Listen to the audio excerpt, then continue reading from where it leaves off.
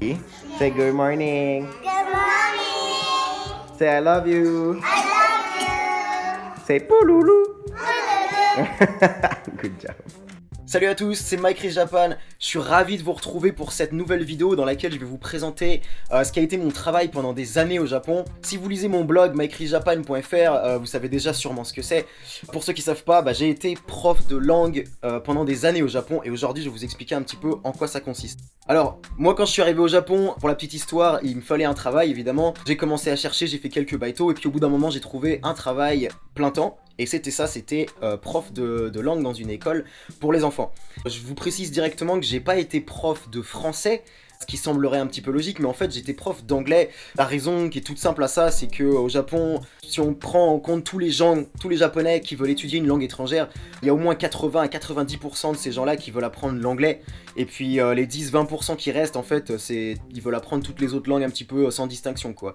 Donc le français, ça a un petit peu la côte, mais il n'y a pas assez d'offres au niveau du travail ici pour que ce soit intéressant en fait de rechercher des postes dans ce domaine. Donc du coup, moi, j'ai laissé de côté le français, je me suis focalisé sur l'anglais et j'ai essayé de trouver un travail là-dedans et du coup, ça a fonctionné. Et c'est bonjour. C'est pain au chocolat. C'est croissant. Alright, everybody sit down. Okay. Faut savoir aussi qu'être prof de langue, peu importe la langue, mais être prof de langue au Japon, c'est un petit peu le boulot que font beaucoup d'étrangers. Si vous êtes déjà venu ici, vous avez cherché du travail, vous avez dû vous en rendre compte qu'il y a pas mal de gens qui font ce travail. Maintenant, être prof de langue au Japon, en quoi ça consiste exactement ? Donc peu importe la langue que vous enseignez, vous allez avoir trois types d'étudiants différents. Vous allez avoir les adultes, vous allez avoir les jeunes, vous allez avoir les lycéens, les collégiens par exemple, et ensuite vous allez avoir les enfants, donc en moins de 10 ans on va dire. Moi c'est ce que j'ai fait pendant les 4 années où j'ai changé de boîte, j'ai pas été que dans la même école, mais j'ai plutôt enseigné à des enfants de 1 à 8 ans à peu près. Ça s'appelle Yochien au Japon. Today is Tuesday. Say Tuesday. Tuesday. How about the weather? Can you check? What's the weather today? Cloudy and cold. J'imagine que vous devez vous demander si c'est vraiment le genre de travail que je voulais faire en arrivant au Japon. La réponse c'est non, pas du tout en fait. Moi je suis arrivé au Japon, j'ai étudié des trucs qui n'ont rien à voir, j'ai étudié le marketing, etc. Évidemment je savais parler anglais, je me suis pas servi de ce travail pour apprendre l'anglais. Quand je suis arrivé j'avais déjà un niveau suffisant pour pouvoir l'enseigner à des jeunes japonais. Donc ça n'a pas trop posé de problème au niveau de la recherche d'emploi. Par contre non, c'est pas du tout mon boulot rêvé, c'était pas ce en quoi je voulais me lancer en arrivant au Japon. Par contre comme je vous le disais au début, pour les étrangers qui viennent d'arriver au Japon, c'est un boulot qui est pas trop difficile à trouver, c'est un boulot qui paye relativement bien et surtout c'est un boulot qui en tout cas pour moi m'a permis d'obtenir un visa travail pour le Japon, ce qui me permet d'être encore ici aujourd'hui. Si ça vous intéresse évidemment d'avoir plus d'informations sur le visa travail, je vous renvoie vers mikerichjapan.fr où j'ai fait plein d'articles là-dessus et aussi dans les autres vidéos de la chaîne où j'ai parlé du sujet aussi. Donc pour moi c'était pas un objectif mais ça a plutôt été un coup de chance, j'ai trouvé une annonce, j'ai postulé, ils m'ont pris et puis basta. Justement maintenant du coup je vais en venir aux points positifs et aux points négatifs de ce type de travail, les avantages et les inconvénients parce qu'il y en a. Alors je vais commencer par les avantages et en fait je vous en ai déjà donné quelques-uns. La première c'est que c'est un boulot qui est assez facile à trouver comme je vous le disais. Même si vous arrivez au Japon, que vous n'avez pas d'expérience dans le domaine comme ça a été le cas pour moi à cette époque, même si vous n'êtes pas natif, donc moi je suis pas natif anglophone, je suis francophone, ça va pas énormément poser de problème. Il suffit de bien se présenter, il suffit d'arriver avec une bonne présentation, l'envie de le faire, et puis avoir un bon contact avec les enfants quoi, il suffit d'être sympa, et en général les écoles, s'il n'y a pas trop de concurrence, ils vont vous rappeler derrière, et hop c'est banco pour vous. Le deuxième avantage c'est que c'est un boulot qui est pas trop prise de tête, comme je vous le disais, moi j'étais dans un jardin d'enfants, mais même si vous êtes dans une ekaiwa, c'est-à-dire des cours de conversation que vous donnez à des élèves en général un peu plus âgés, c'est pas un boulot qui est très dur à faire. Where do you live? I live in Osaka. Il y a toujours un échange, vous allez apprendre d'eux, ils vont apprendre de vous. Moi pendant 4 ans je me suis vraiment bien marré et les gamins étaient adorables. Mais c'est papa.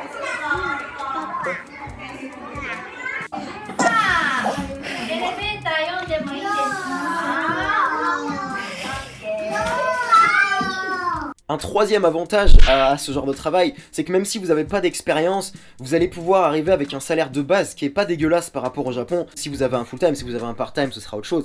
Mais si vous avez un boulot à temps complet, vous allez en général vous situer vraiment dans la moyenne enfin dans ce qui est le salaire moyen au Japon. C'est pas trop mal, vous allez être bien payé, même si évidemment il y a des abus, pas mal d'abus de la part des écoles. Et que à cause de la concurrence, à cause du fait qu'il y a de plus en plus d'étrangers qui viennent au Japon pour travailler et aussi dans ce domaine, eh ben les salaires ont un petit peu tendance à être revus à la baisse ces dernières années. Mais ça reste un boulot qui est assez décent et c'est toujours mieux qu'un baito, par exemple, à bosser dans un convenience store. Vous allez toujours vous faire plus d'argent là-dedans.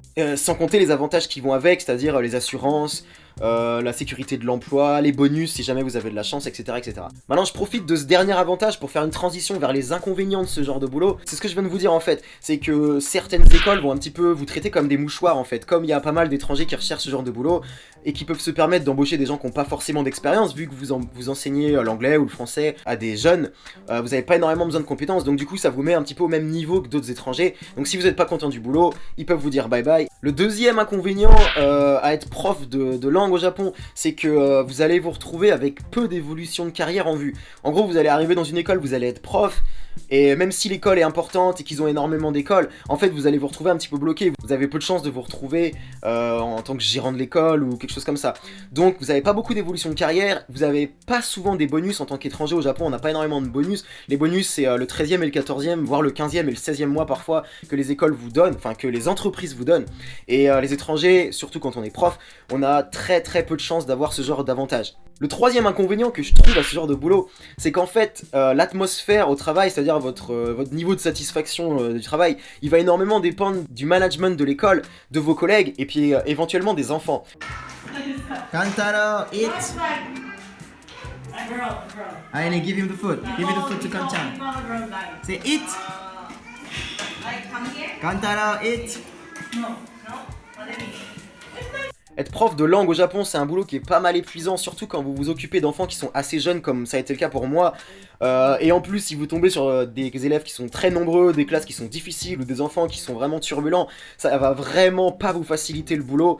Et évidemment, si vous tombez sur des collègues qui derrière ça, vous êtes pas au boulot, elles sont infernales, etc., ou vous parlent dans votre dos, comme c'est souvent le cas malheureusement au Japon, ça va vraiment pas faire un cadre de travail agréable pour vous. Et donc du coup, ça peut vite tourner à quelque chose qui est très épuisant physiquement et mentalement aussi, parce que la charge de travail, elle est très importante dans ces écoles. On vous demande énormément de choses. Dans les entreprises japonaises classiques, évidemment aussi.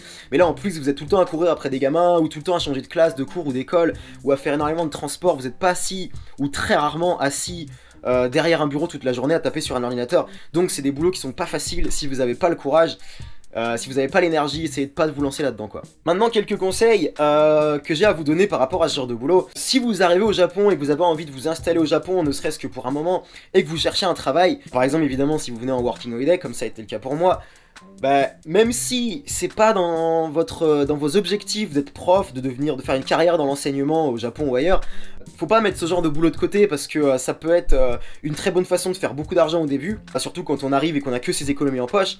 Puis aussi, surtout, ça va vous permettre d'obtenir un visa si vous avez de la chance, comme ça a été le cas pour moi. Donc c'est une bonne façon de se faire sponsoriser très facilement. Et puis une fois que vous aurez réussi à avoir un pied au Japon, c'est-à-dire à avoir obtenu votre premier visa travail, vous aurez plus qu'à trouver un autre travail, que ce soit dans l'enseignement ou ailleurs. Vous pourrez vous sponsoriser tout seul et ensuite, votre visa de travail, vous pourrez changer la catégorie de visa, etc. etc.